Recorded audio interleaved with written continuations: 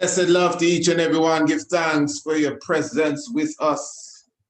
Glorify the life giver and the keeper of life, the Mawe, power and might of the Holy Trinity. Give thanks for Wazero Menin with us. Give thanks to the prophet, priest, and king. Yeah, we are glorifying the Sabbath day coming in, and we are still in the celebration mode of the 21st day of April. I think this is now, we're looking at the 55th, yes, anniversary of such visitation of Haile Selassie I landing in Antigua. What? Yeah, well, that's it. It was the 21st day of April. Haile Selassie did land in Antigua, on his way to Jamaica. And if you understand the portal prophecy and the fulfillment of Daniel chapter 7, that's a real big deal. One of these days, we're going to go deeper into that. We haven't really gone into that ever. We've just touched it and mentioned it. But there's a whole mystic and science behind that, But, this is Chalice Talk. And the thing with Chalice Talk tends to carry you where the Spirit carries you. But, I wanted to touch upon a subject today that I've been promising to touch for a while. I want to talk about Rastafari, black and white. And it's going to be more than just how it sounds. And it's going to be more than just how it sounds. I would admit I have no notes. I haven't prepared. I don't have no slide presentation, no specific picture. If something comes to my mind and I got to go for something for you to see, I'm going to have to go for it right in front of your very eyes. So there's nothing set up here. We're just going to go straight into the reasoning. Remember, this is Chalice Talk. So how we do the Chalice Talk for now, as I said, in the future, I intend to do some live Chalice Talks. Yeah. We intend to do some Zoom Chalice Talks. Yeah. Oh, yeah. All of you who have ordered your chalices, one of these times we're going to be, live on Zoom, and we all just pull our chalices and break down the walls of Jericho. That's how it is. But anyway, how we do it on Chalice Talk, we do it naturally, We don't hold a meds and then come and speak. We grow the meds while we're speaking, really. So I have my chalice already packed and put together. This is my special long shank. It's really two shanks, really, Two shanks I put together to create this long shank. I mean, King Emmanuel is the master of the long shank, They had some English noblemen, royals, they call the long shanks. You never heard of them? Okay. So anyway, we draw the long shank. So what I'm going to do for the upliftment moment, we have an upliftment moment. I want to go to my brethren, Ras Extra, from Sky Media, Sky Eye Media. And what it is, well, I haven't seen him for a while. But anyway, I think this is a celebration coming from the 7th of February. So what I am going to do here, I'm looking for it. All right, I think we have it here. And while we run through this, we're just going to go through our meditation. So you know how we do it. We bless the chalice. Give thanks to the Black Christ in flesh, King Selassie, Jah, Rastafari. We give thanks to this blessed day. Give thanks to the Sabbath coming in. Give thanks for the celebration all going throughout the earth. We glorify Father and Mother of creation. We pray the Almighty bless us as we partake of the tree of life. And let the meditation, the spirit, and the thoughts be upward in the name of the Black Christ. Holy Emmanuel, I, Selassie, I, Jah, Rastafari. Bless love, my Lord and Majesty. I'm sure you could all remember how we dealt with the chalice. For those who don't know, we have a whole program entitled How to Pack the Chalice, something like that. How to assemble the chalice or how to prepare the chalice, something like that. Giving you a good idea, just in case you're a novice, on how to prepare your chalwa and the whole aspect of it and the meditation and all of that. So you should check that video. It's right there on the YouTube. How to prepare your chalice, man, and you'll definitely get a bomb out of that one. Something you will feel joy. All right, let us begin our meditation. Take it away, Sky Eye Media. The man, not Ras Extra. What's his Jabuds. Blessed Lord, Rastafari. Celebration, come and ganja buds. Lent, come and ganja buds. Looking for some video, man. And when I reach to the pearly gate. I want to hear little David play. I want to hear little David play. I want to hear little David play his golden arm.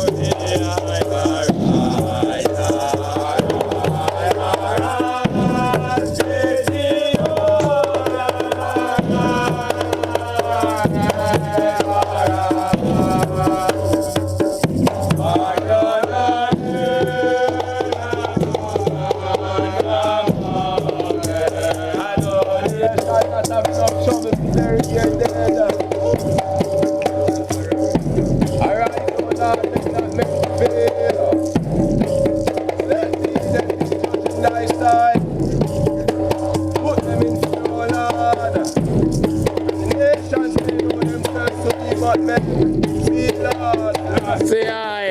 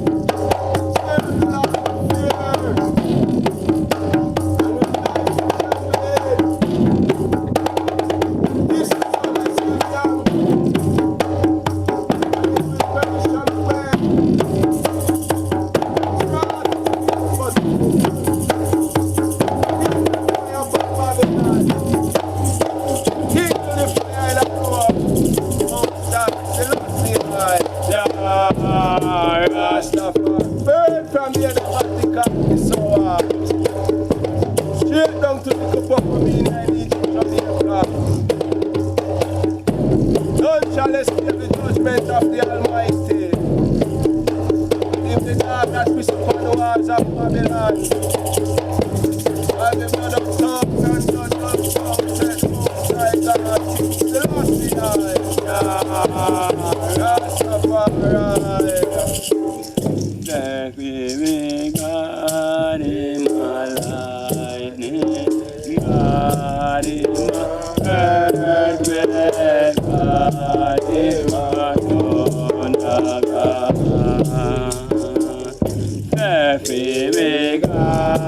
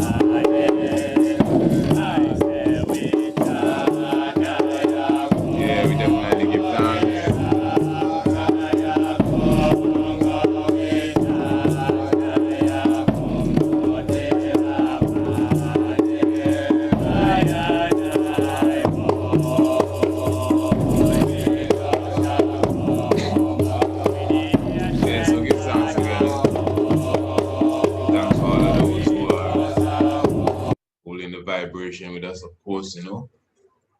Thanks to those who are keeping the spirit alive as such. Those thanks to all the priests, prophets, empresses. You know, it looks like a simple thing. Those, especially those of us within this order, you know, and even whatever order you may be in. Sometimes you gotta give thanks for those who definitely are keeping up the structure itself by keeping up the standard. All right, as we look to proceed, and you know that's how the meditation works with the chalice, because as I said, I didn't really have any specific slide presentation, but as I am thinking, as everything is going through, my mind is kind of clicking, and according to what I have in store to say, I think even behind the scenes, while I'm speaking to you, I'm going to pull up a few pictures that I think you may want to see while I'm speaking. But even before we go into the subject area as well, let us highlight again the situation in St. Vincent, just highlighting again for those who may have missed it in the previous program that we did as it relates to the contribution, the assistance, the donation towards the brothers and sisters in St. Vincent. Now, again, this initiative, I just want to be clear here, very important. This initiative is the Rastafari United Front.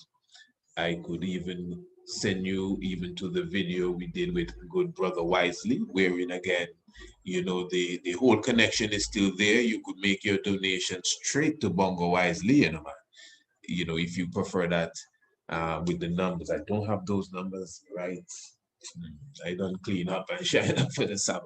But anyway, you know, you could just revisit the program. But as I said, we got a call from the organizers, some of the organizers specifically within the Rastafari United Front. They're in St. Lucia doing such works, and they are really rallying for the assistance from all the Caribbean islands, not just Antigua.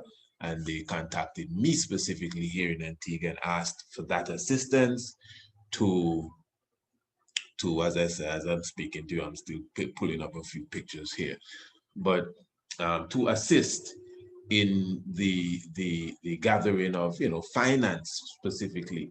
If you have things that you could send wherever you are, you may be close by. Not to me now, that's totally difficult for me right now. As I said, I'm not really the you know, the person that is really leading this initiative here. I was asked to assist on the Antiguan front, to be clear, amongst Rastafari. So I was asked to go to the different organizations, houses, groups, and see what I could garner from them as it relates to finance to send to the Rastafari United Front, being very clear here, and they are the ones that goes to the next level and deals with the situation with the brothers and sisters in St. Vincent as much as we can gather. I mean, it's just, that's what it's about. It's a humanitarian effort. So I am saying now, I am putting this out to those who are of a good heart and of a kind heart, and those who want to assist and help, because ones have already reached out to I, you know, I mean, ones just feel better maybe dealing with me for whatever reason, you know, that instead of saying, well, you know, you know how the thing is. So what we have done, this is on my own part now. I wasn't asked to do this. I am putting it out to you as the listeners wherever you are in the world, because I know we have some good-hearted people here. And ones have already reached out to me concerning that. So you could send whatever you may want to donate to this specific initiative. It can be sent straight to me. And between me and you, I would send you a certificate that will show exactly what you have donated and when you donated it and to what cause you have donated it. So that is on both of our records, and the finance will be collaborated here and sent forward. and the finance coming to me, that will be coming under the Rastafari Experience Antigua banner, which is, as you would know, the one of the companies that I have registered specifically, myself and the Honorable Ras Dre, and of course, as members of the Ethiopia Africa Black International Congress, we are leading such initiative and gathering funds from all Rastafari houses, Big Quick, Naya Bingi, Ras Freeman, and sending it off to the RUF. So I think I'm very clear there. Anything else, as I said, they will take it from there. Again, you know the situation going on in St. Vincent as it relates to the volcano. Just in clarity, every penny that you'll be sending, I will be going straight towards that. I just want to make that of the utmost clarity as well. And let me say, even before we go into the subject area, you know, you may see slides from time to time that may not appear as if they go into the subject. Don't worry. As I said, we're kind of freestyling here, but I really want to get into this subject area now. Okay, so as I said, so ready to talk. You know, you could do the transaction through the Cash App as well. That's not a problem. You know, the Cash App Atan Ra 2723 ATON 2723 for those who will be seeing this video, because we'll be sending this also to our Shaka of the Hour subscribers. The link is in the description below. And if that's a problem, you know you could send the finance using other means and ways of money transfer. All right, now, so give thanks, Chalice Talk. We're elevating, and we're speaking specifically of black and white. Now, very interesting subject, a subject that ones prefer not to have. And let me just say, before we even go any further, for those who prefer not to have it, oh my, you don't have to have it. You know, you have all free will. That's why the television has different channels. I have a friend that said, no, don't run them away. I'm not running no one. But there are ones that already say, no, we don't need to discuss black and white. And ones will say, His Majesty already say. What did His Majesty say? That until the philosophy, okay, hold on. Now you see the fact that you have to explain what His Majesty says. You see, the same way I asked what His Majesty say. Now I know exactly what He say, and I know that's what you're gonna say. He said, but many people never hear Him say that. Many people don't know that truth. Now I understand where you're coming from. You see what's going on here. A lot of you're very genuine in your heart. So you don't want to see no argument. You just want everybody to get along. That's how you feel. And the less we talk about that, to the point now you become colorblind. You don't even see nothing no more. You cannot differentiate the difference between someone who is of African origin within the last 10,000 years and someone who is of European origin within the same time. Why you say 10,000 years? Because some would argue that originally everyone is an African, because that's where everyone began from. You see, the argument is deep, because there are those listening saying, listen, this black and white thing, we're not crayons. So even before you start the discussion, you got to look at all these avenues, especially when you're the speaker and there are many listening. Then there are those that will clearly tell you they don't have a problem with black, but all black people are not the same people. Some black people are Hebrew Israelites and the other black people are Hamites. Those are the Africans.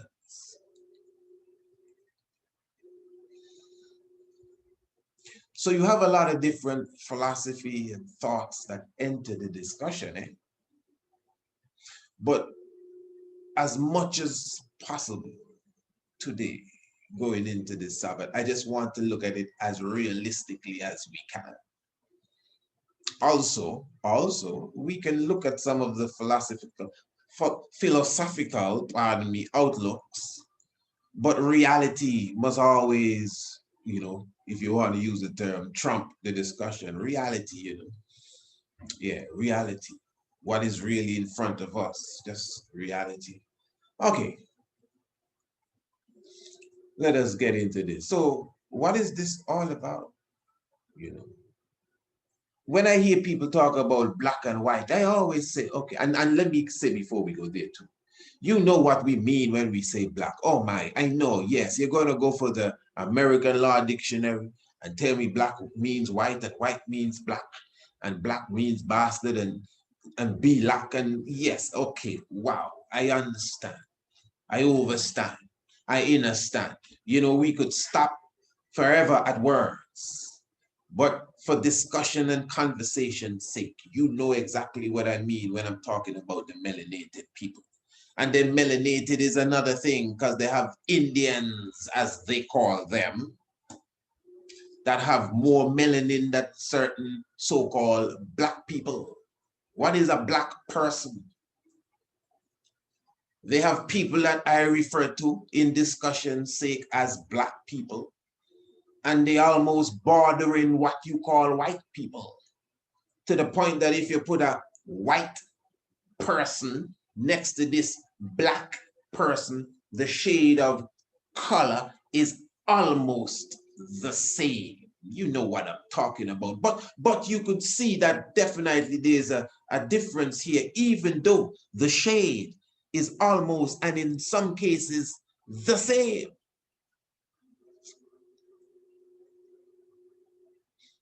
A person will tell you, and this is for many ones who are strong biblical followers, many people will tell you that if your father is a black man and your mother is a Caucasian, then you are what your father is, which is a black man.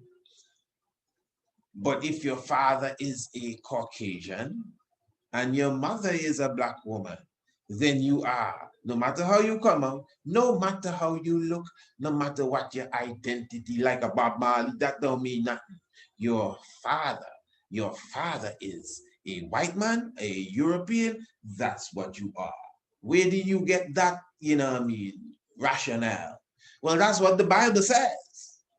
Okay, and that's the truth, That's what the Bible says.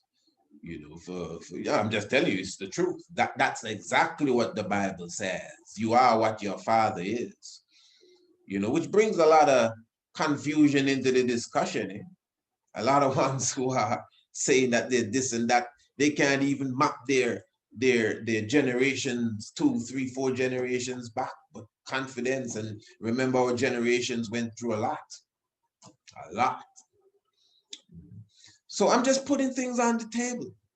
You don't need to be offended for the discussion.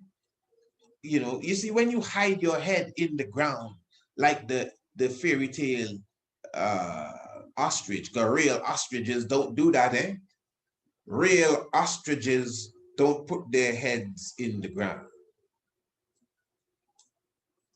You never know that. Real real mice don't necessarily prefer cheese. Somebody put all of this in your mind, and we work with the flow. We just go with the flow, really. So as I said, so I'm just putting different things on the table so it could activate your thought, because this exists even in your mind. It exists. It's just the reality of what is around us. All right. So as I was saying now, so you know what I mean when I say black. I'm specifically speaking of what we call an African. Yes, I know there's some that say all Africans are not Africans. Most of us that came over on the slave ships are Hebrew Israelites, and Africans. Our next one would argue that the Africans in general are the true Hebrew Israelites. Then the next fella going to tell you, well, listen, this African talk. I don't know if you're taking this in it. I'm here to have a wholesome discussion. This is not an argument. But if you notice, even before we start to talk, I have brought up so many different ways of looking on this. That's why it's so confusing in many gates as well. Because there's a lot to sift out. There's so many ideas and schools of thought. There are people that tell you white people come from space.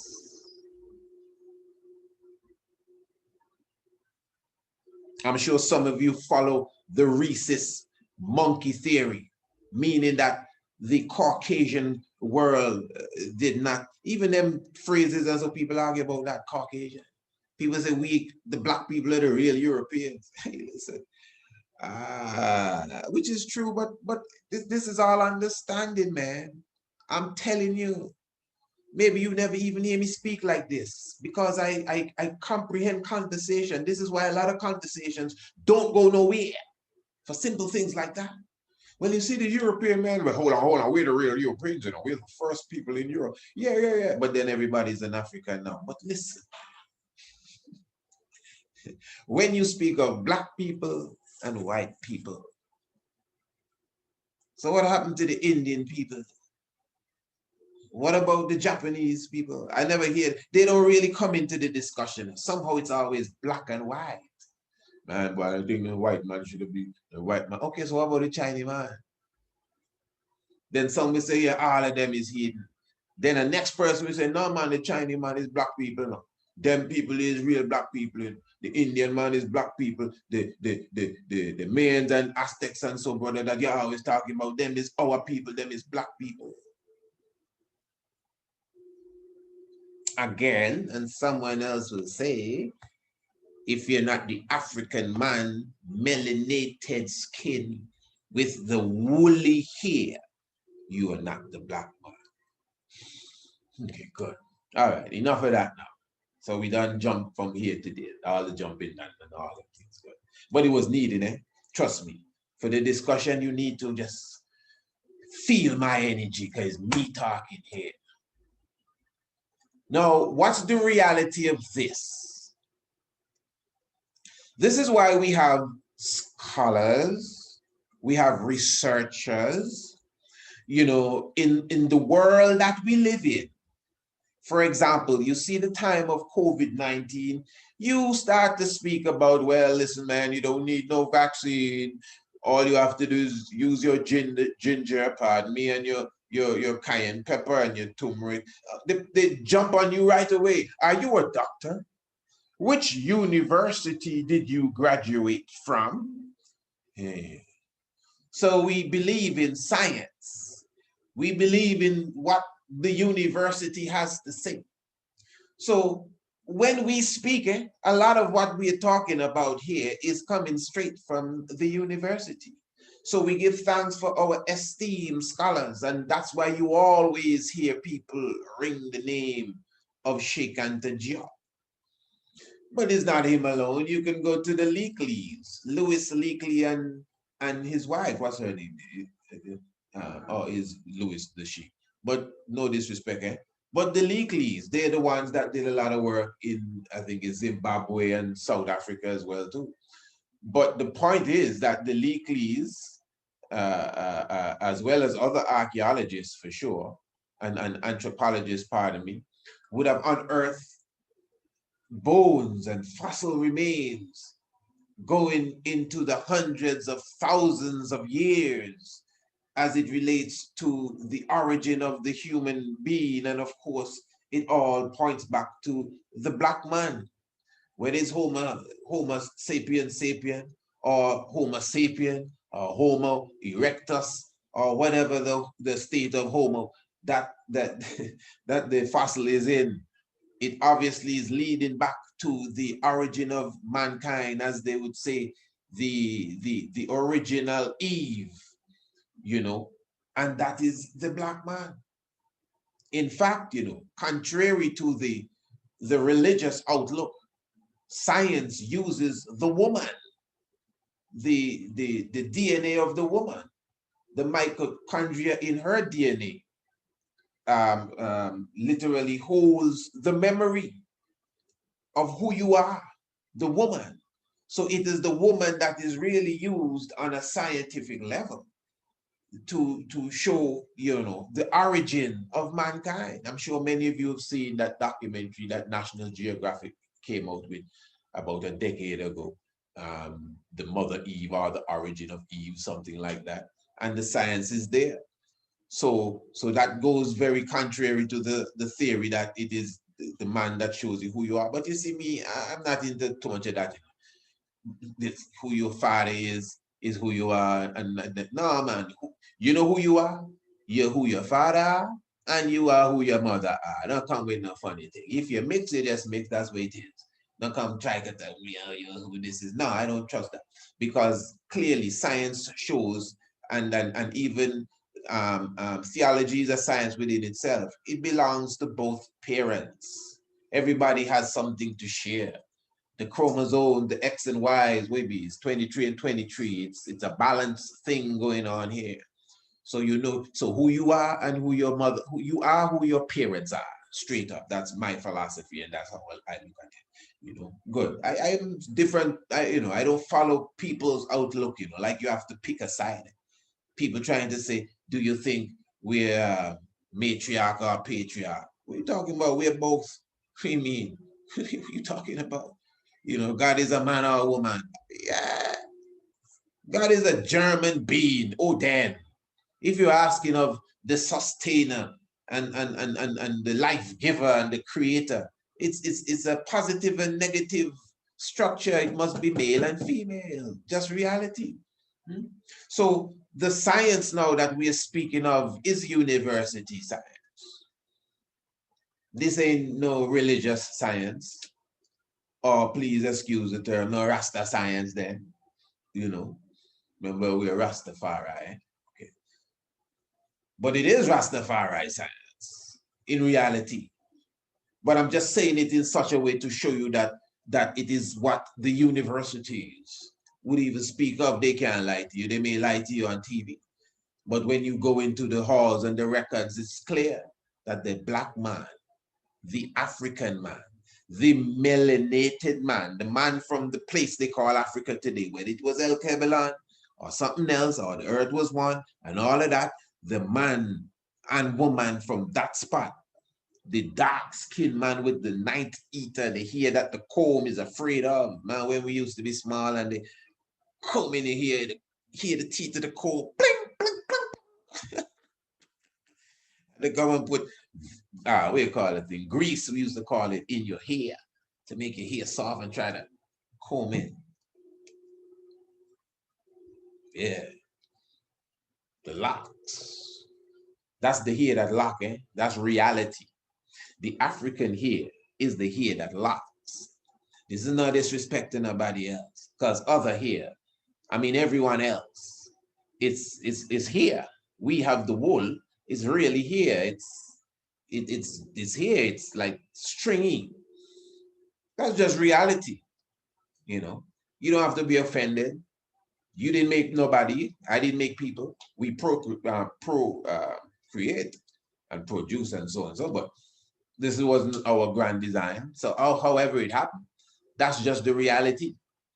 So the natural, that's what the hair does, you know, it locks them, those locks, because that's a lock of the hair. The lock of the hair is the hair that goes and twists. The lock, that's a lock of hair. That is a lock of hair. When you hear in the witches brew, they say, and one lock of the hair of a so-and-so is one little strand of hair. That's just a fact.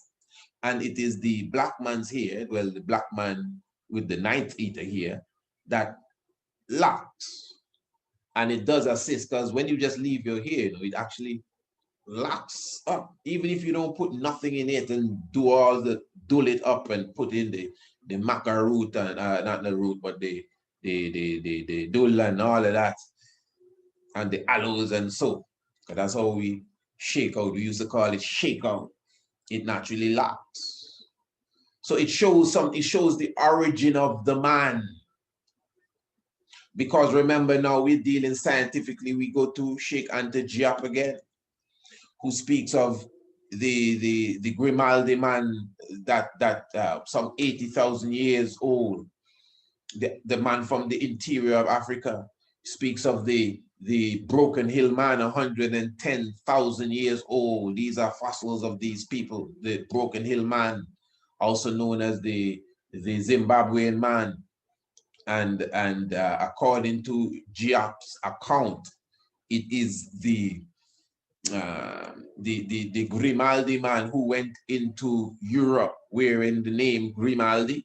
You know, Europe, that's where he got that name. That's not the original name. That's the name of what he was called when the fossil remains were discovered and they put the pieces together, etc. So the Grimaldi man now was the one that got trapped, if you would say, in that warm glacier, that ice age that would have lasted for some 20,000 years. And I'm giving you Giap's records. And according to Giap, it is from that ice age which came out the Cro-Magnon man. The Cro-Magnon man, which is really the first stage of what would be the origin of the white man and at this time. And let's stay on the scientific level for a moment, because what that brings into conversation now is, and this is a conversation, because I know some very touchy conversation. Let's be adults here. It brings into the state now, into the conversation, the Neanderthal man. And, you know, I have a different twist on the Neanderthal man thing, you know, because now the Neanderthal man also has some age on him. I can't pull it out of my head, but he's up there, you know, he's definitely before the Cro-Magnon man, let's put it that way. And he's up there. I think about 60,000 years or so older. But I always consider the Neanderthal man, because you got to remember, this is science and discovery. A lot of what we know, we're just like, whatever we have discovered and we talk about as if we know the world is like a drop in the ocean to the real knowledge. That's why we still have to, in the scientific world, speculate and all of that stuff. The Neanderthal man, to me, was like the last breed. That's what science says, you know, he just disappeared. Like he didn't really morph into anything, you know, he just kind of disappeared. Because I see him as the last breed of a degenerating species. It's a deep understanding. I wouldn't go too far into that one. But now, again, the Cro-Magnon man, according to Gia, came into what we call the modern day European. Today, we highlighted in a previous video we just did, 18,000 years ago. That is when what would spring off into the Indian man and the Arab type of vibration. Because if you scan that area, you know, when you go through the Arab world and the Indian world into the Oriental world, you can actually see the similarity in the facial features as they change and evolve. It's a mystic sort of thing. And you notice the more south you are, the darker the people, like southern India, Sri Lanka, Cambodia, and Indonesia, and Java, and these lower places, you find the darker population of the Oriental people. I mean, you can find some black Chinese looking people, again, blacker than some of us. And this is why I have to always highlight Brother Ronoko Rashidi for the massive work that he has done. You know, we ain't gonna wait till something happening, not around no more to go on like if he was the best thing around, because he's still here. And, you know, in highlighting the African presence all over the world. So basically, you know, on a scientific, realistic level, there's where we are, and we can go deeper into that. And yeah, basically we can go deeper into that, but you basically understand now how this evolved. Now, there are those with the concept that God, people who say God created everyone then. I want this to be clear. God, as they call him, God created everyone. The Most High created everyone. Now, that may be true in one sense. in one sense, but in another sense, no, it's not true. Now, for example, me and you, I don't think, quote unquote, God sat down on the potter's wheel and formed you and said, okay, here's the next one, go ahead. No, not on that level. We just explained the science, you know, it took the sperm to meet the egg and ovulation and the whole works, and 9 months, and you came out, and it's just a natural thing. Yes, it is a part of God's grand design, the Most High's creation. I can attest to that and definitely work with that. All right. Now, but in the sense of a human being now, because there are how many of us around here? 8 billion. And that's just now. There are people coming in, people going, so a lot of people have been here. But there was a time where there wasn't 8 billion, from my understanding, there were just a few. The impression you get, especially from religious stories, that everything started with a man and a woman. And then they multiplied and springed out, and you know, then of course that whole evolution theory, which is something when he wants run from it, the whole evolution theory is not Darwinism, but now the evolving of the material world, of which your flesh is a part of the material world.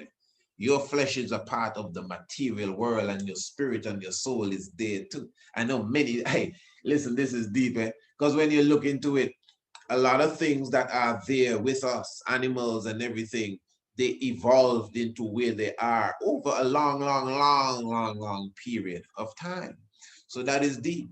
So again, science is showing and proving. Let me take my time now. We'll bring this segment to a seal now with a clarity. Science is showing that the human being, as we know the human being to be, its origin is not only in the place of Africa, but the people that we refer to as Africans today, in a sensible discussion, not no harm and them. The people we know who are Africans today, even if you find them in Yemen, because they have plenty Africans in India too, and I'm using the term Africans to describe this genotypical look and the hair, etc. Not just the dark Indians, but the Africans. Science is showing again, and it's just proof that it began there. These are the ones in few numbers, whatever the case is. And then after a time, there was a filtration process that began. This is very important. I mentioned a moment ago, the Womb Glacier. That was an ice age that lasted 20,000 years. Oh, I don't believe that. Maybe I don't believe it too. But now the reason why I'm using this is because those who have studied the science, those who have the PhD, those who have done the research and gone on the field have come up with all what I'm talking about. You understand? So unless you have a more profound, reasonable explanation with proof, I'm telling you. So we're showing you again that after such a period of time, this is where the Cro-Magnon man came out. And what is interesting, that the African man, as we know the African man, has been there for a much longer period in existence before the other so-called races came out, you know. So it's just reality, nothing to frown on. It's obvious that we're speaking with no hatred in our heart or animosity to anyone at all.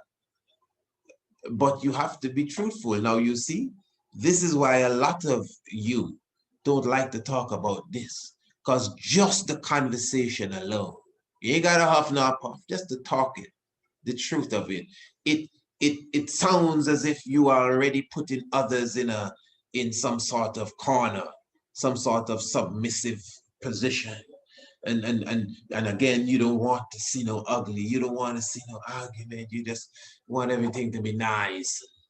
Let us all get along. Well, no, ain't gonna always be so, man. You gotta put the truth on the table. So what is all of this saying to us now? Again, we could talk about the civilization of the black man. This is something that is we spring about from time to time, not just me. I mean, you know, a lot of people are waking up to the glory of the African man, not just being the first person, but being the first to bring forward civilization as we know it. You know what I'm talking about. The first to bring forward mathematics. I was listening to a thing the other day. They're trying to tell me Sir Isaac Newton invented, what did they say he invented again?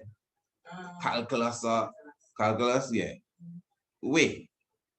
And Fibonacci, listen. And Pythagoras with his theorem. What are you talking about? You see, now, this is another part of the discussion I haven't even reached as yet, you know. Because you see, I kind of get a little passionate when I have to defend. Why is it I'm defending these things? This is serious, you know. Why is it that I have to be speaking of the Pythagoras theorem and telling you, hey, listen, Pythagoras didn't really get no theorem or think, or he didn't have no dream or figure nothing out. He got that directly from Kemet. But somehow the whole world, we have been taught, I was taught that in school.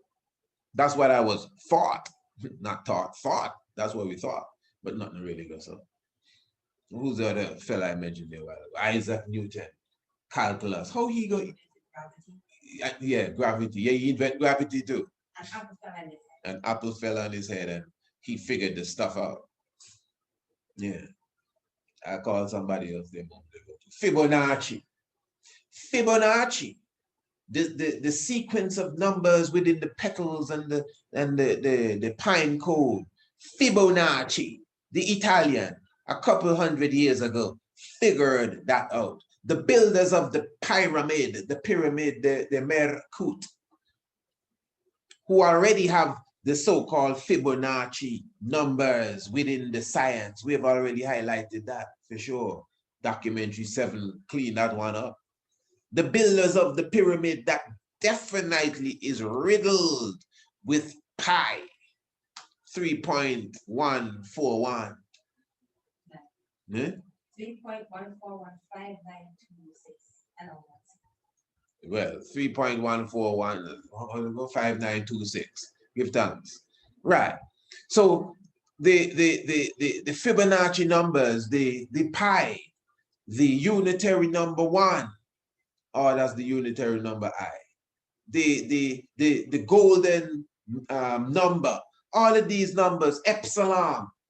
Epsilon is 2.718218. Epsilon 818. Pardon me.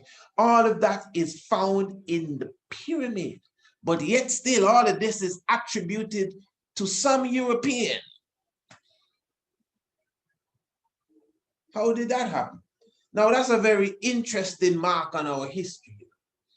It appears as if a lot of the accomplishments, you see, people think you're on defense mode. We're on defense mode and we're on offense mode. That's why we have to come and tell you, this man invented this and this man invented this, because you didn't know that. You thought that this fella invented this and that fella invented this. But no, it wasn't a fella, it was a man that invented this. So Sir Isaac Newton gone with all the glory. Einstein gone with all the glory. Fibonacci gone with all the glory.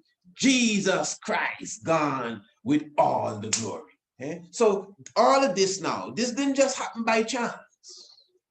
Somebody sat and connived in the cave, Rasta. They say, hey, listen, we got to steal this fella's glory here. Now, this ain't no joke. This has been going on for a long time. This ain't slavery I'm talking about there. This has been going on for a long time.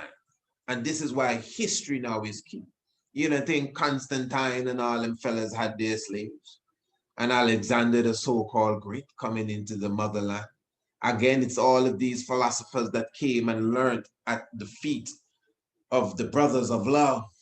They were the one that went back to their homeland and connived. Read it in the Bible. It talks about King Hezekiah, I think it is.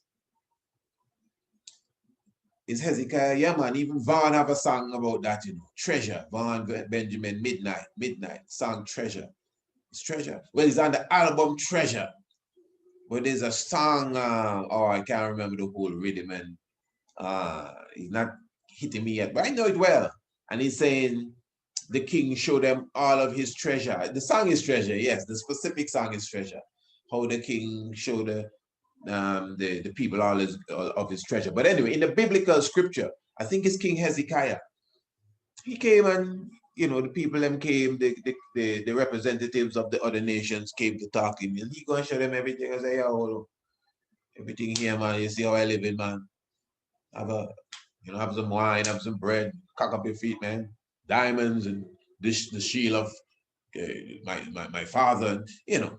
And they went away, conspired, and came back and robbed him, and really robbed him blind, gonna dig out his eyes too. Yeah, according to that scripture, and that was a woeful day for Israel.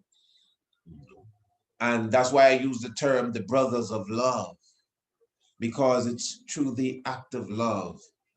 You know what I mean? We naturally had that love. We as the original people, we had that love. And we've always expressed that love. And savages have always come and misused that love. So the Caucasian world came in as a savage.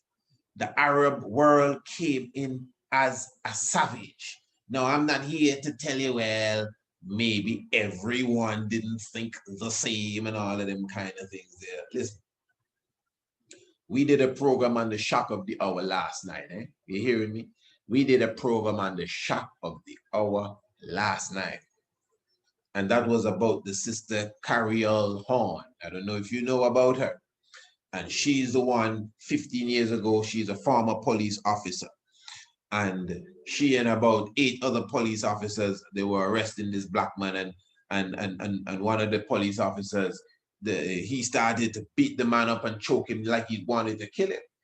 So she's a black woman and he's a black man, the brother that was being choked, and it was a white police officer. So she actually jumped in, risking her life as a police, and actually broke him away from the brother and said, no, man, you can't do my brother this. And then other police officers held her back, and it turned out to be a thing. She eventually got fired. He was all right. And that same police officer eventually got jailed for molesting 4 black teenagers. You can see that, eh? So I think she won her case a few days ago, but yet still she has more cases that she has to put in to get reparations for all that she lost and so on, pension and all of these different things. So justice has not been fully served. But I'm just using that, and she's a hero in my book. I'm just using that to show you now. She's a police officer. She was a police officer. She may have been the only black one amongst them, but she saw her brother being, she saw injustice being done then. And she just jumped in between, and she could have been in big trouble. In fact, she got fired. She got fired, and the case was thrown away, and she just had to continue to fight. Now, I'm saying that to say that we can't take time now to be thinking of who amongst the Arabs and who amongst the Europeans were not for slavery. This is a very serious thing, eh? And for the massacre of the African world, because I'm not talking about slavery, eh? The massacre of the African world. A brother of mine sent me, I wish I had that at hand too. a document concerning Africans that held slaves. We just did a program again on the Shock of the Hour a few nights ago, speaking about Toussaint Louverture. Well, it was really about Haiti in general. And we were speaking about Toussaint Louverture. Many people don't know Toussaint Louverture had plantations in Haiti. He was a so-called slave. He got his own freedom. And he himself had plantations with slaves, Toussaint Louverture. So it's not as if it's something that is not well known, that those who may have reached to a certain level getting out of slavery, that was a business.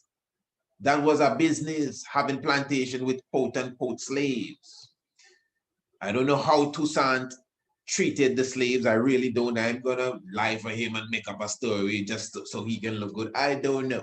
I don't know if they were whipped like other people's slaves, but Black people held plantations, not just in Haiti, in other places. It may have been very few of them, those who got away and managed to beat the system as such, so they can own a plantation. If imagine you're a Negro owning a plantation, you're doing good.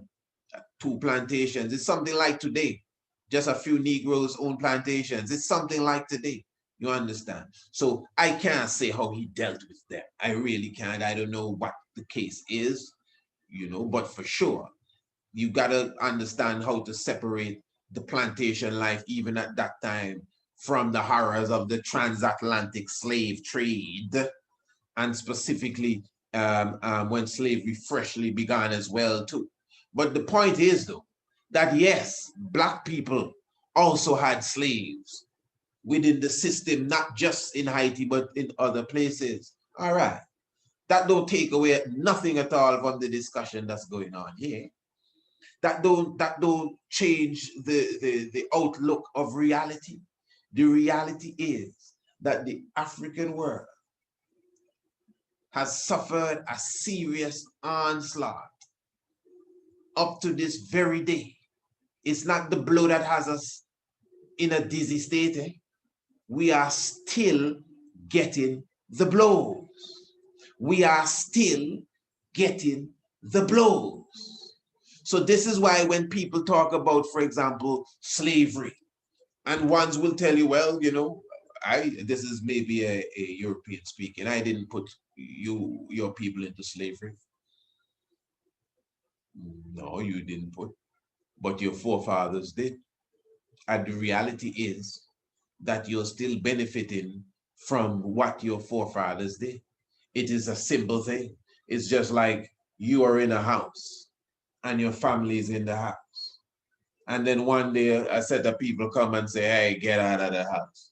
And we say, no, we're not coming out of the house. They just happen to have big guns and big tanks and big dogs, and they kick down your door and they fight you and you fight them, and a few of the family members die and a few of them die, but you end up outside the house and they get the house. That's the truth. Now you have children outside the house. They have children inside the house. A whole new generation come and they have children outside the house and they have children inside the house. Now the people inside the house is going to tell the people outside the house, well, I wasn't the one that threw your people out of the house. You're lucky that you're in the yard. And that is true. Not that they're lucky that they're in the yard. You were not the one. But it was your foreparents. They were the one. And you're still benefiting up to this day from the house.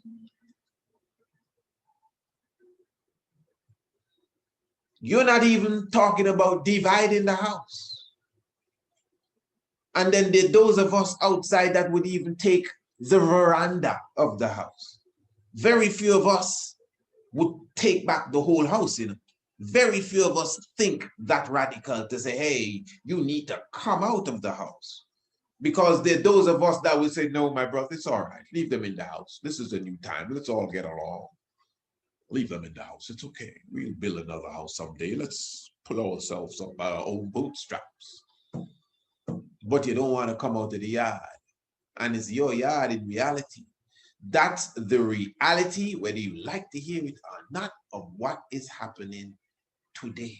So this is how your brother looks at things. And with my concept, this is me, that slavery is still continuing. Those who are those who benefit from it, I always see that they have to come to the forefront on a different level. Now, this is John Brown. I did a whole program on it. I'm not going to do the program now. I just wanted to give the moral of the story. You know the history of John Brown, most of you.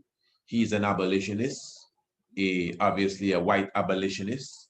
And why he stands out as an abolitionist, he was hung for treason.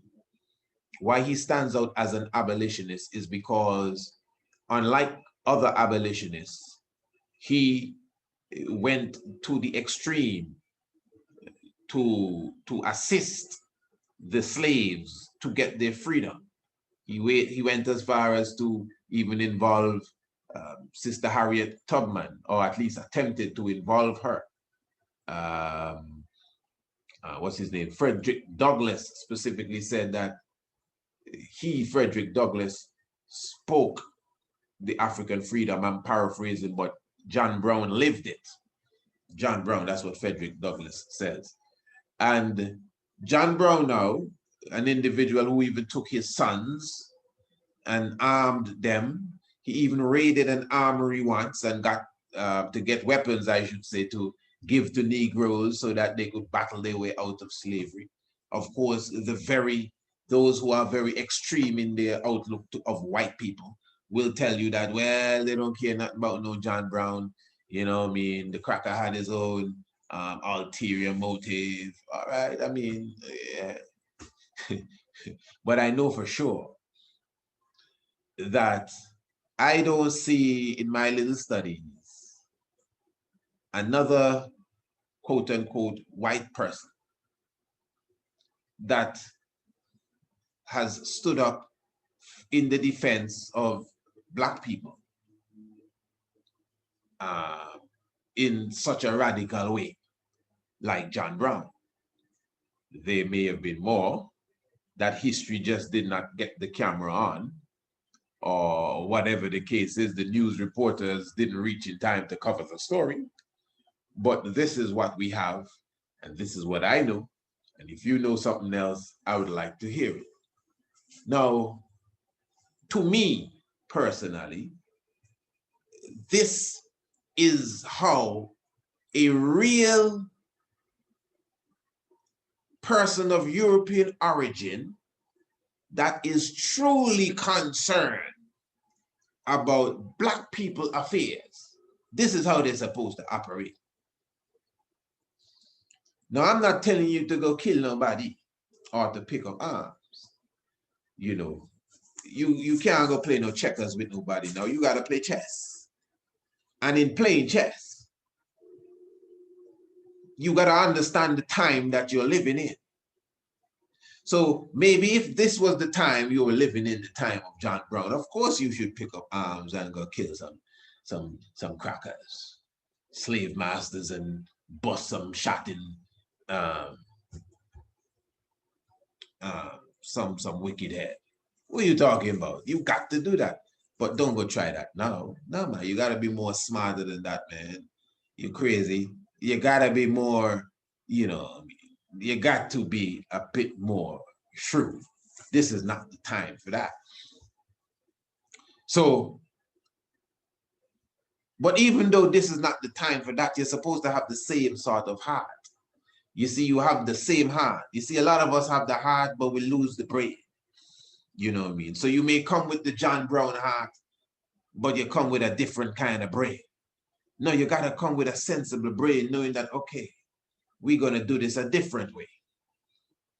We're going to do this. In fact, this is how he died.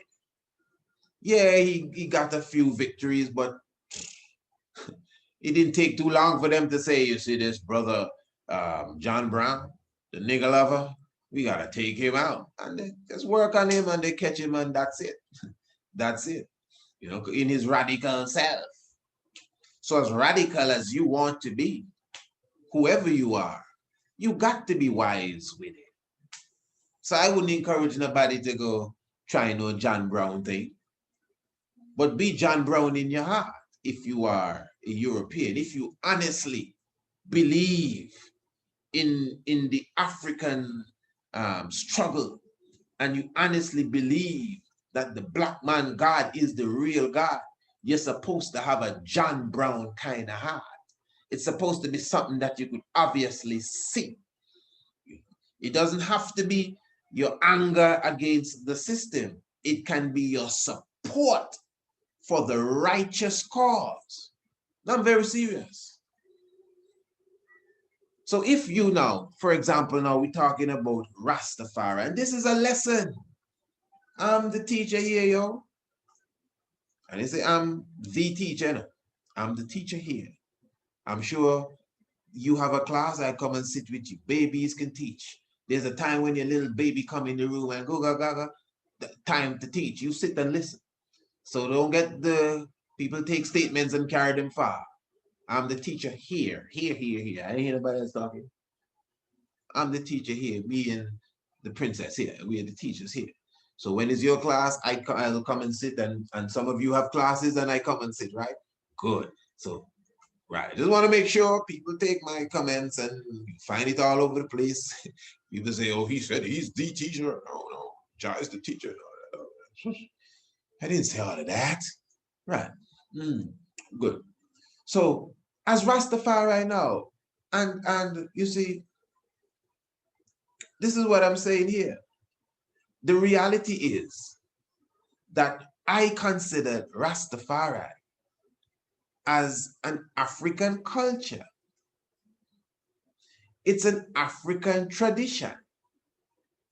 Rastafari is one of the newest African cultures, you could say. Now, remember, we had brother with us here. What's my king name there? King Tao Tao.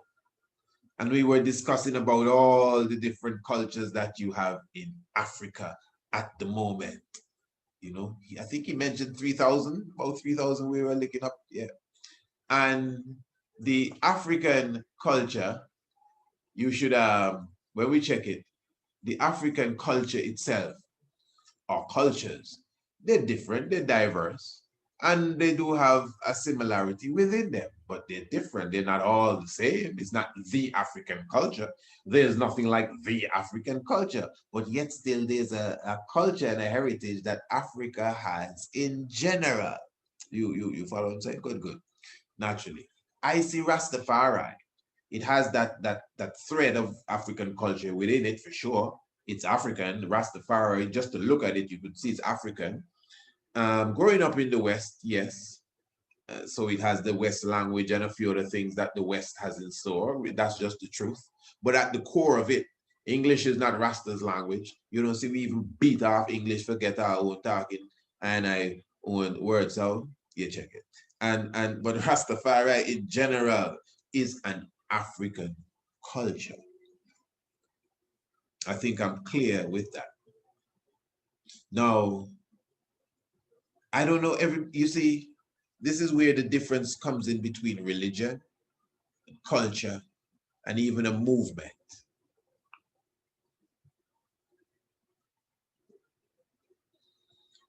I look at Rastafari in general as a movement.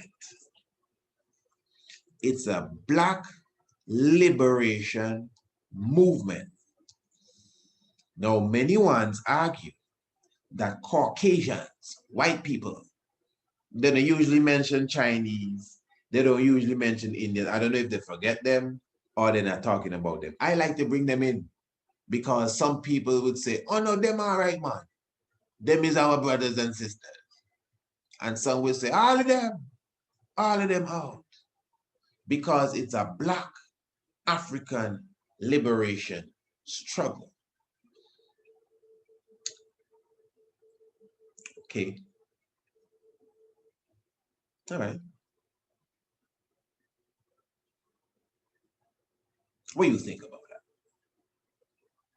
that? Do you believe that, okay, differently than Rastafari, we, the oppressed then, we need liberation and we gather together, just like how they gathered on the plantation. And 50 of us gather. And we say, hey, man, we need to liberate ourselves. And we gather and we meet maybe every once a month or whatever, building and training, because we're training and we're getting ready for war to liberate ourselves. Do you think it's wise to involve a member out of the house of the oppressor to be a part of the liberation struggle that you are now mounting? Think about it. I'm just asking. It's a good question, don't you think? Remember we just discussed it. I'm sure one's done ready to. Yeah, it's a discussion. Now you may not see the situation today like the situation in the days of slavery, but this is what I'm saying. It depends on how you see the situation. Slavery still continues. Slavery still continues. Okay, let's put it this way. You are planning an insurrection, and someone like John Brown, you know he's a John Brown type of person. He comes in and says, hey, brothers, I want to join you. You know he's a John Brown. He's not a black person. He's not an African. He's a European. In fact, he's Master Joe's son. Brothers, I want to join you. I can tell you how to get into the back door. In fact, I will go with you. Let me go in front. I will fire the shots first. So if anyone fires back, I'll be the first to get hit. That's the John Brown mentality. I could imagine the black people looking at one another. You think we can trust him? Well, he's killed a couple crackers already and set some of the Negroes free. But what I'm saying still, that sort of example is nowhere to be found. Not, well, I don't really know them, as such. That real come all the way, put my life on the line. That's what he did. That's what John Brown did. He put his life on the line. In fact, amongst the Negroes, you still don't find people that have the kind of heart like John Brown. Amongst the Negroes, the man, you don't find the people that would put their own life for their own liberation.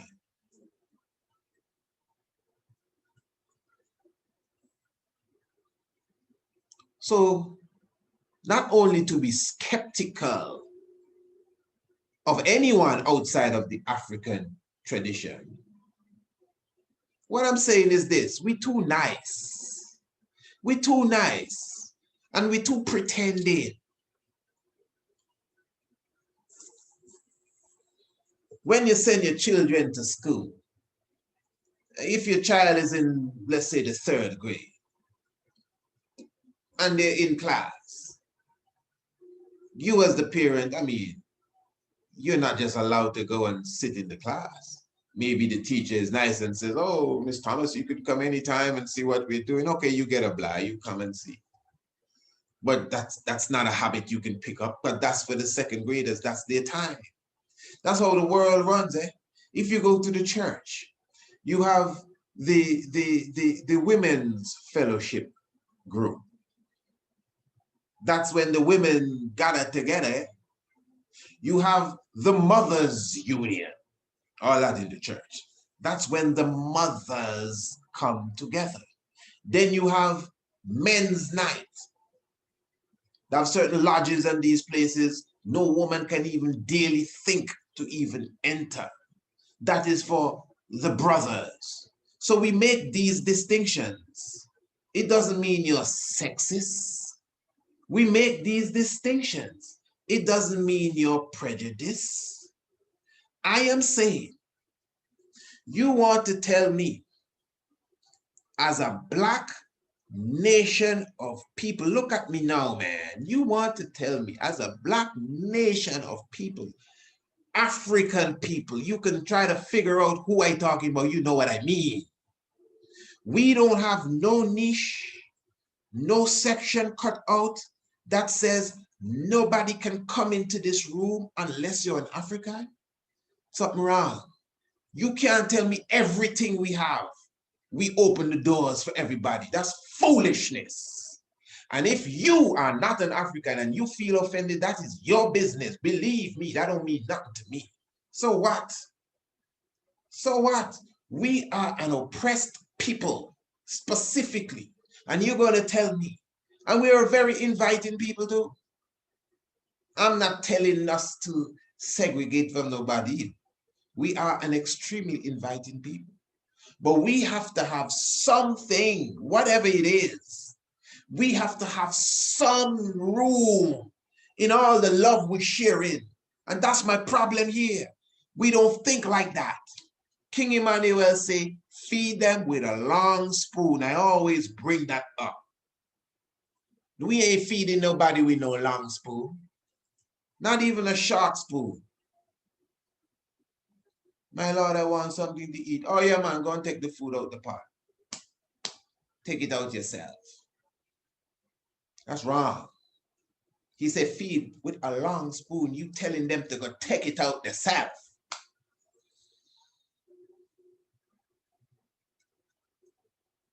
So what are you trying to say? White people shouldn't be Rasta. Not try to put me in them kindergarten conversation. What I trying to say, and I'm saying, is that us, the Africans, the custodians of the order, we need to be more, if you want to say, vigilant with that which we was given the custodianship of, that which we are supposed to take care of. We are the ones specifically that is supposed to put things in order and not just leave it as so. And I know many ones gonna get defensive, even though they can't even really know what I'm saying. I remember once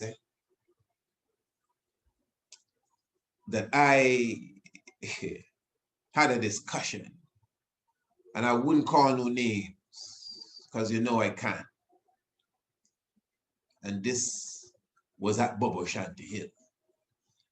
And that was a time when, you know, I was kind of not understanding a few things, just like that. You know, when I saw a white priest on the altar, and so I didn't understand it because I thought that this is a Black redemption movement, you know. And as I just said, we're not segregationists. We've always been a loving people. But we have a certain holiest of holies kind of vibes where, just as I said, mother's union, father's not allowed. Woman's night, men's not allowed. Men's night, women not allowed. You know what I mean? Second grade, parents not allowed. African Liberation Group, nobody else allowed.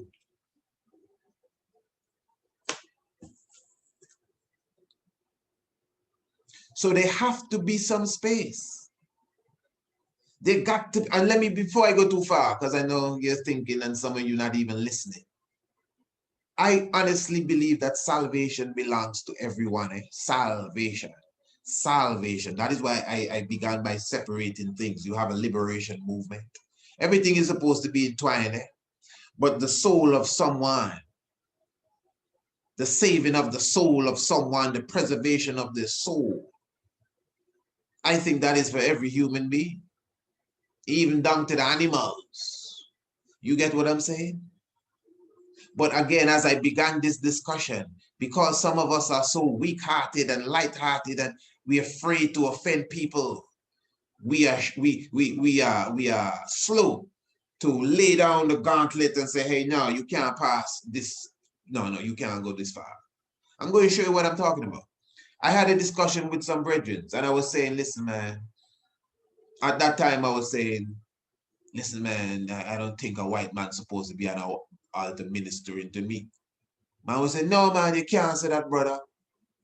Just say we have to teach them and they have to go back and teach the people. I said, no, I don't have no problem with that. I don't. I honestly don't. I agree with that. I agree with that. I totally agree with that. Of course. But then I said, okay, yeah, I understand. I agree. But the teaching process, 7 priests supposed to be on the altar. I clearly remember saying this. So you have 6 black priests and 1 white priest. Suppose you have 2 white priests and 5 black priests. I said, well, everything good, man. It's just and I counted the number until I came down and said, suppose you have 5 white priests and 2 black priests. And I clearly can remember it was unanimous. Everybody said, no, my Lord, that can't happen, no, my Lord. You can't have more white priests on the altar than black priests. I remember that. I would never come here and lie to you. I would never come here and lie to you. And trust me, I wish I could call them names. Well, I can. But you don't know how it goes. You don't see how the thing does be going in them last couple of programs. As I said, I just stopped calling people names. This thing like it get childish sometimes. You know, people like they don't want to talk reality and cipher things out. Act as if man dealing with the thing like a game. This is big man business. I said the priest and them tell me nothing can go so, and I live to see it go so. I live to see it. You can go on YouTube and watch it. You can go on YouTube and watch it. Ministry into the house of Israel. 3 priests, white priest, 1 black priest. Ministry into the house of Israel.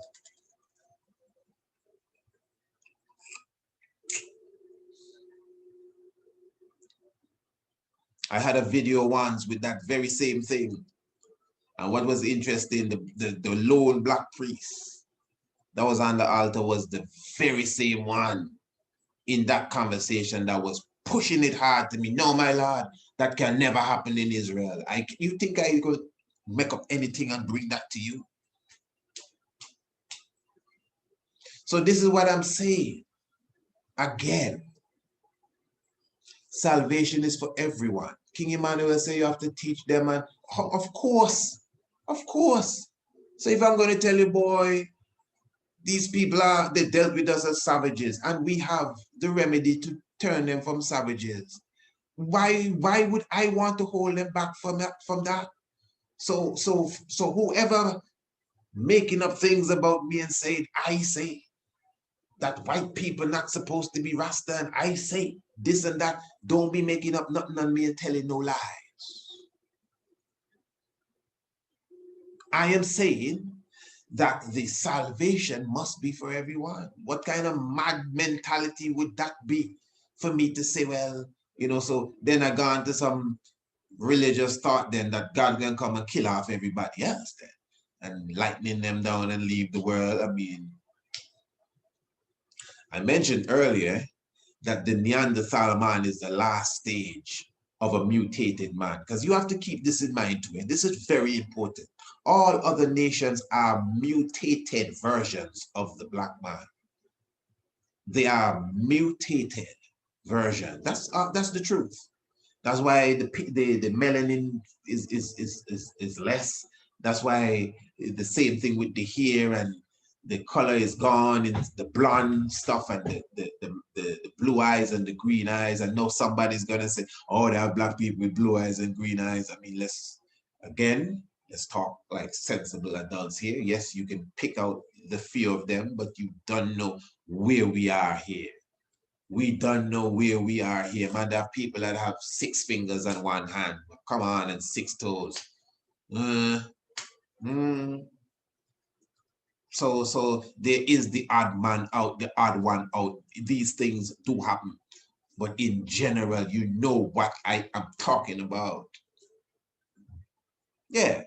So again, salvation is for everyone. Of course, we're supposed to teach all the nations how to worship the true and living God. Wow, I'll be crazy to think otherwise. What do you think I do?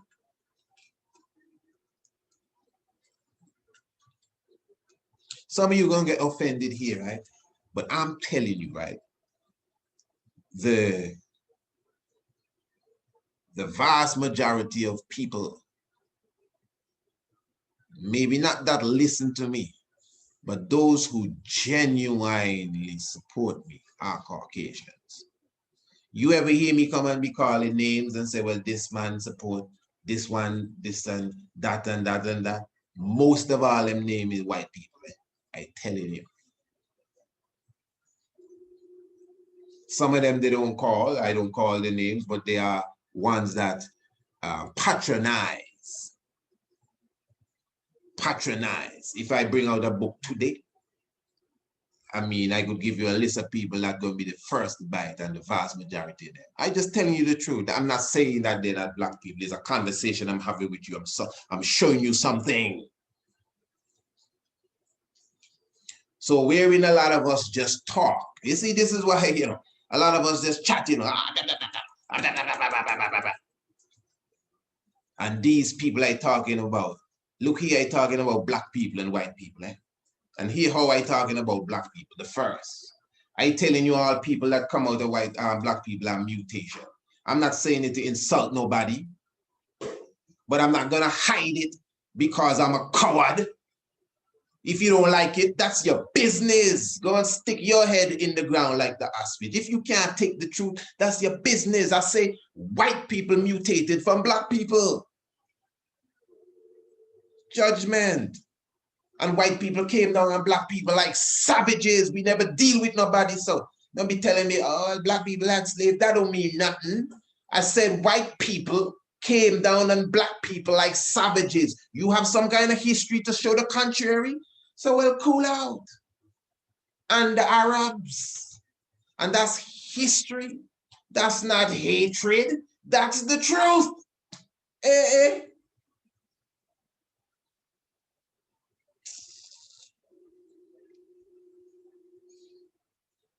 That is why I said when John Brown stood up now, Negroes should have been standing up like John Brown. When John Brown stood up, Negroes should have been standing up like John Brown. You check it out. I'm not here to give the John Brown award to nobody, you know.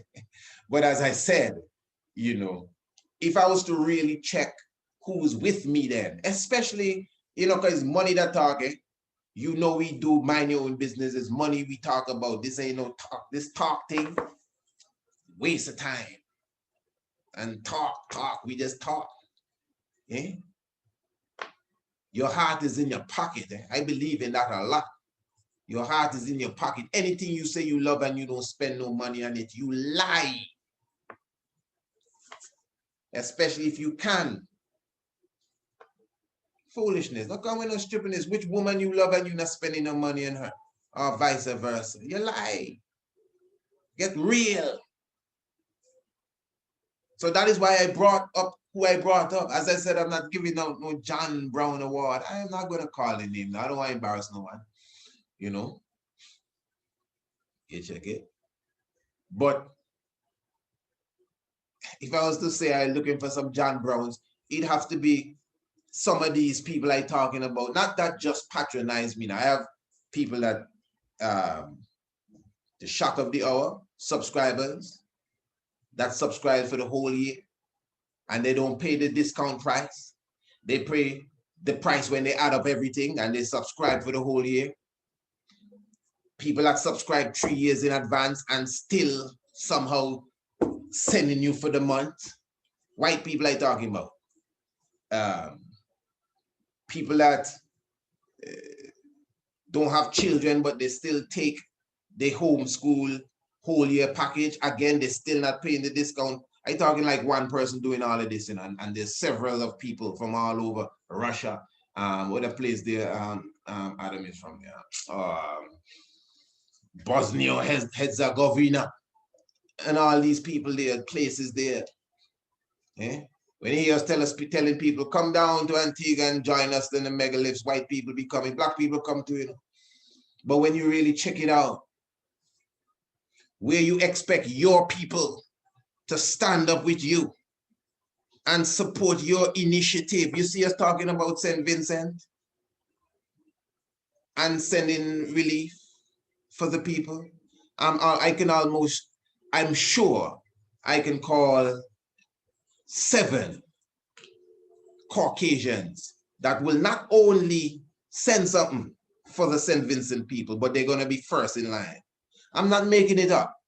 And I'm not trying to insult you as black people and say, oh, we're trying to big up white people, even that boy, big up white people. It's the discussion we're having. It's the discussion we're having. We're having a discussion, and I'm showing you the reality of what's going on. So in the discussion, answer him and talk to Stephen. In the discussion, yeah, the phone ringing. I'm just showing you what is going on in the real perspective. So then now, they're showing to me, that's more of a John Brown mentality. That's the point I was making. They have a John Brown mentality. They ain't gonna kill nobody. Well, I hope not. But they're listening to Priest Isaac, and Priest Isaac is saying, well, you know what I mean? The black man is first. White people did a real wicked job on the black man. Look how they beat up this man back. Maybe it was a black man that beat the back, but it was the white people that made him do it. These wicked crackers, boy. Look how they hang up Emmett Till. That's how I talk. You ever hear me talking anything and nicing it up? That's how I talk. You know, King Emmanuel saying? King Emmanuel saying, I can never teach you any good of the white man. If I teach you any good, I teach you out of yourself. King Emmanuel says so. A lot of you hear it right there in that 1982 video. If I teach you anything good about the white man, I teach you out of yourself. Boy, look, now make me pull up the video here.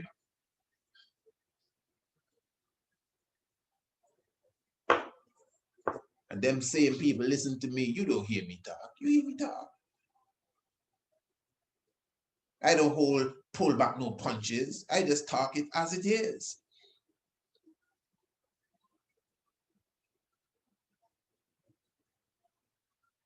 And to me, right, the fact that the melanin has been gone from you and the hair and everything, that has something to do with the spirit too. Nobody can tell me nothing. You listen. Something. Because remember, you know, the melanin is one of the main aspects of the God quality. And somehow that has gone out of the system. You know, when I was speaking about the locks earlier, that's why I'm saying the locks represent the God man, and the black man, the original man, the first man, the man. If you want to say what is man, it's the black man and woman. That's what a man and a woman really is. I have a sister in, white person again, in France. She wanted to be black so much. She wanted to be black so much. As if she want to invent something, some pill that she can take. She one of them suntan freak. Because she wanted to be black and Rasta. She Rasta and Chalice and all that, but she wanted to be black so much. I ain't forcing her. I say, yo, just give thanks for who you are, man. In fact, it's I straighten out with that, eh? I say, yo, give thanks for who you are. You have to try to be what you're not. Whatever shade you are, who you be, give thanks, eh? Your soul is the important thing here. Your soul, what's inside of you is the important thing. You know? Trust me, I can't go into all the length of conversation I had to have. And then I don't speak French, so the barrier is a little different. But up to this day, she's on a sane mind too. I mean, she was really serious. Like she was ready to paint herself, you know, because she considered like she's of the cursed race. and she's in a cursed body and all of these different things. You understand? And she want to get out of that, and she wish she was black and all of them kind of different things, good, you know. So you hearing that, you might say, wow, that's a powerful sister. She really, but if you hear a black person say they wish they were white, you will say, what? You crazy. Ah, obviously. So there's a difference. Because the black man is the original man. He's the original being. For somebody that's not black that want to be black, mean you see nothing wrong with that. You understand? But I mean, you're done there already, you know. Just be what you be. If you're a Buddhist, if you have the Buddhist mentality, your reincarnation may be something else. I am not the reincarnation specialist. You see what I'm saying? So all of what I'm saying is important, my brothers and sisters, you know, when you look at the full scope of it. So, you know, that is why I say now, within the structure of the Bobo Shanti order, man, me personally, I know one's not gonna like what I say, but one's gotta be very cognizant of how we handle the service order and the order in general, especially when you're inviting other nations. I'm a priest and I'm a leading priest, eh? And I ain't mixing up my service with, imagine I have a royal guard that is a European. The royal guard is a person that guard the service. No, man, that's not how I see it. Now you may say, boy, black man can sell you out too. We all know that. Man, if a lion betray a lion, it's something to ponder upon. But if a hyena betray the lion deserve what he get. You hear me? Me and you as lion on the prairie, and I say, hey, Leo, you go over here. And me, I gonna go over here. So Leo gone so and Simba gone so, and Leo betray Simba or whatever, and get the gazelle and they'll tell Simba nothing or whatever it is and betray Simba. Say, what? I never expect that. But the lion and the hyena moving now. Somehow the hyena say working with the lion. I'm working with you, Simba. All right, you're working with me. We hunt together, we catch a kill. Me and you eat together. Simba say I'm gonna take a nap. When Simba wake up, the hyena gone with the rest of the kill.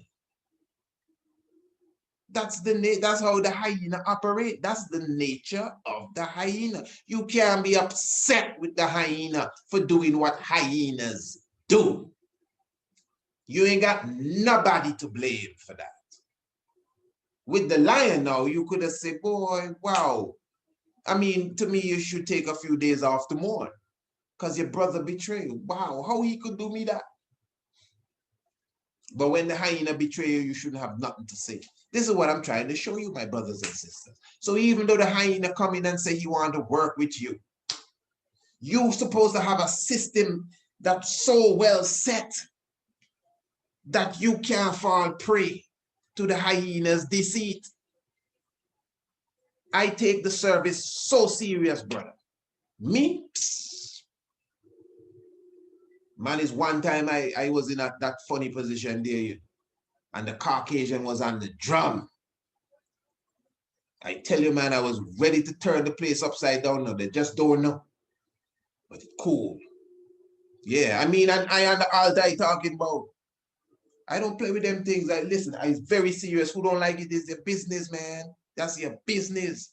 One's got to be serious about this. This is an African tradition. I want you to hear me good, eh? Because a lot of us, we have some kindergarten kind of mentality when we listen to the teacher speak. I'm telling you that I agree that the order is to be taught to the world. So don't go put no funny thing in my mouth. I agree that salvation is for all human beings. If you're a human being, I ain't gonna come down with this kind of weird thing. If you're a human being, the only how that you're not supposed to get salvation is if you're not a real human being. Remember that philosophy exists too. That philosophy exists. Eh? That's a philosophy. Some of you have it. Some people say white people don't have any soul. to be honest, it makes for some good thinking. I ain't got no proof about that. Some people say they have soul, but through the pineal gland is the seat of the soul, and it is calcified. It interrupts with the soul. And again, those who say that they really came from the rhesus monkey, so they're not really human beings. Well, to be honest, I'm not saying I know everything, but these things I just stated, I don't know all of that as a fact. But honestly, if I honestly thought that white people didn't have a soul, man, I wouldn't even play around. Even, I mean, because that's a very serious statement for one to make. I don't know if one can prove that, because that's a very serious statement. And as I say, because of action, any sensible person would consider it. Say, wow, for real, the way they just drop it for real, I wonder sometimes. Yeah. So you see how deep the thing is? And if you are a Caucasian and you believe that me or anybody black supposed to just forget about all that, oh, you forget it, that's racist. You some racist stuff you're on there. Let's just all get together and be together. No, that's not how it goes. No, I totally against that. No, I totally against that. Slavery continues. The house in the yard, master children still in the house. So if you're in the house, you can help those of us who are in the yard. To be honest, if you are trying to be a part of what I am and you're trying to tell me that we need to forget, man, we should kick you out right away. And that is why ones would tell you, man, they shouldn't even come in at all. You understand? So salvation is for all, but ones have to govern this thing properly.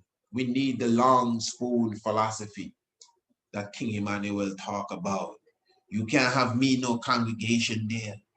You know, there's things that a woman can't do. They have instruments that a black woman can't touch, and you're going to tell me that a white man can come and officiate in front of me and be in the audience and altar full of Caucasians preaching black redemption to me, and then you're going to tell me it's all right once they talk black redemption. No, that's not how it is. No, you teach them. This ain't no rush up thing. We ain't rushing and trying to build nobody, and don't rush it. It's not no rush. We're supposed to rush to build us. Don't rush to build nobody. They come for the teachings, take the teachings, stand up in the morning devotion line, sit down in the congregation, even if it take 10 years, this ain't no rush thing. Until we build strong enough that we can organize it where we can even go and put them on their own altar and have their own congregation, and we can even watch on as we officiate and make sure it go good. But no, come train them in our house and have them on the altar talking to a house of Israel. I totally against that. I can't sit that. I can't even stomach that, really, because to me, it's an African tradition. It's an African culture, and as an African culture, it's supposed to be African. So, and as a culture, it's the salvation order. So as a culture, it got to be 100% pure African. It's an African culture. It's not supposed to be mixed. As a salvation order, it can be taught and it can be expressed. And if the different nations take up the African culture, which is the culture of the human being, that is okay. I don't have no problem. It's good. In fact, that's what we need. But it needs discipline. That's what it needs. You can't just rock and come in and yes, my Lord, and try to, and then this and oh, he's a priest, and he calling the shots, and no, man. You gotta be careful, because we say this and say that, but we're not really saying this and saying that. You giving a man a psalm to chant.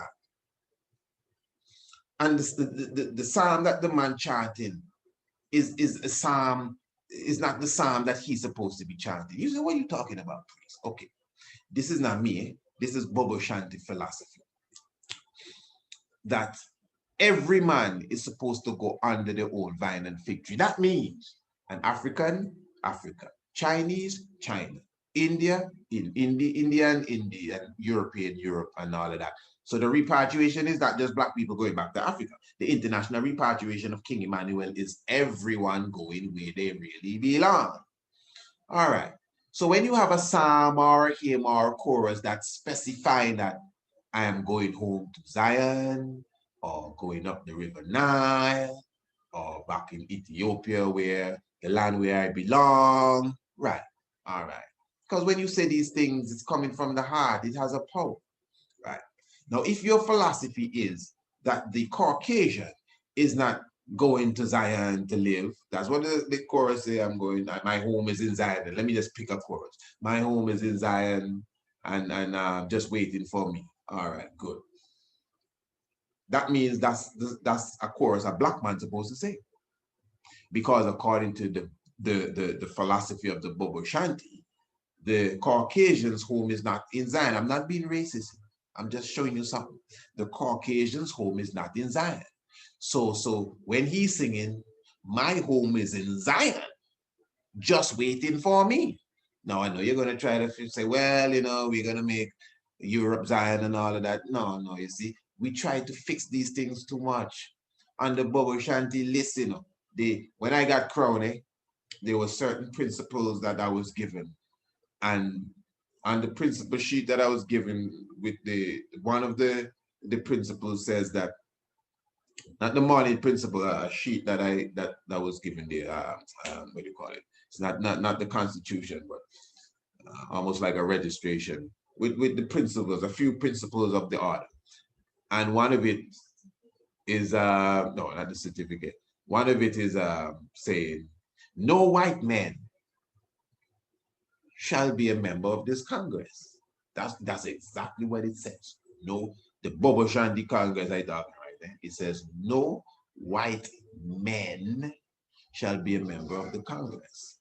Now, I didn't make it up. I didn't write it. I'm just showing you what it says.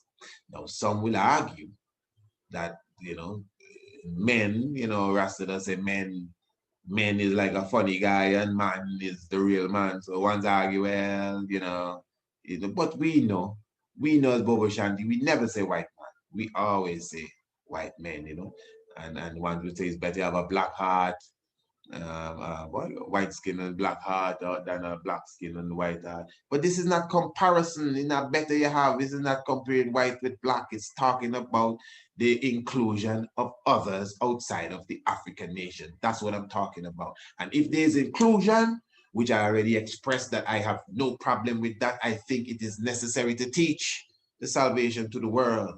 But the inclusion got to be militarized. It has to have its discipline, and it don't got the discipline now. That's what I'm saying. So again, anyone, whoever, whether you black, white, Chinese, anything, and this discussion offend you, that proves to me that you not mature enough for any discussion. Because we not come here and burn no fire now. We not burn no fire. We not come and burn a fire yet. We just had a discussion on black-white relationship, reality, anthropology, history, and within the scope of Rastafari and where they fit in. You know, maybe don't come and kick us out the house and take over the house. We build a nice little house in the yard, nice little house. You can't just rock and come in and just sit in and say, yeah, man, me and you just the same. Yes, my Lord, me and you the same. No difference, my Lord. Me and you the same. Yes. No. And it's something that we need to be clear with, and that is totally lacking, you know. So definitely give thanks for such a reasoning and such an importance. I do not agree with mixed marriages neither. Also, I believe in race purity as well. That's my outlook, and that's Bobo Shanti in general too.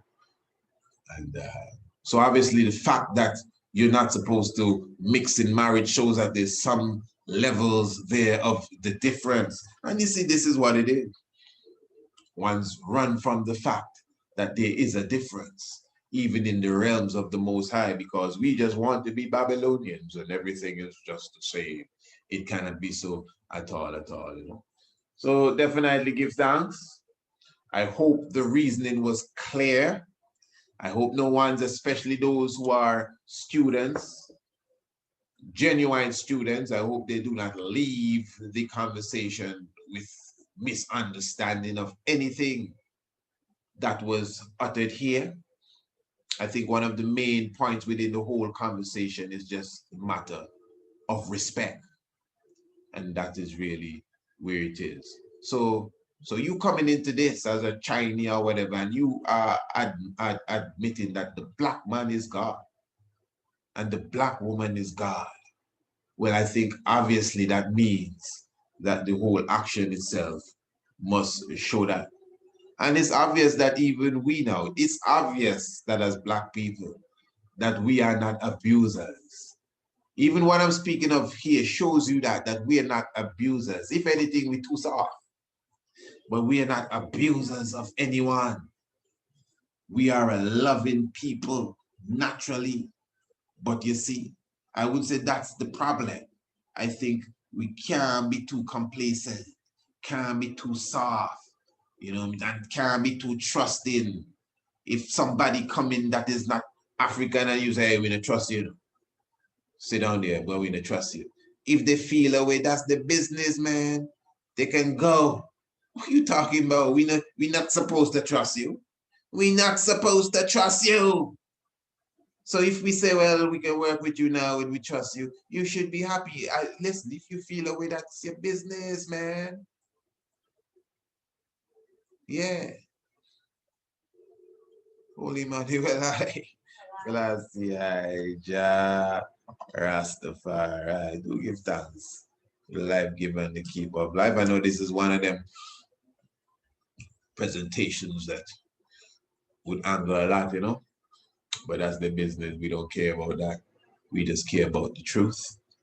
And we just care about bringing it to reality. If you notice, when we discuss things, man, we bring it out in the up full way. Yeah, Sabbath time already. Give thanks to the Sabbath day, man. Life given, the keep of life. Yeah, man, what we gonna do here now? Yeah, take a one more job, the Chalice, before we go. And put on some bingy for the people there. Good man. So yes, family, give thanks. King Emmanuel Charles Edwards Arlen, Black Christ in flesh, who rules and reigns supreme, the Lord of the Sabbath, terrible to the earth. Yeah, God of salvation, Holy Emmanuel, Selassie, Jah, Rastafari. If you notice this discussion, we never went biblical, like we can go into it biblically too, but that's a whole discussion for itself. In fact, if I notice anyone kicking up too much about this, we will do the biblical aspect of it one day and go into the realms thereof. So give thanks, heart of Sabbath and heart of love, Black Christ in flesh.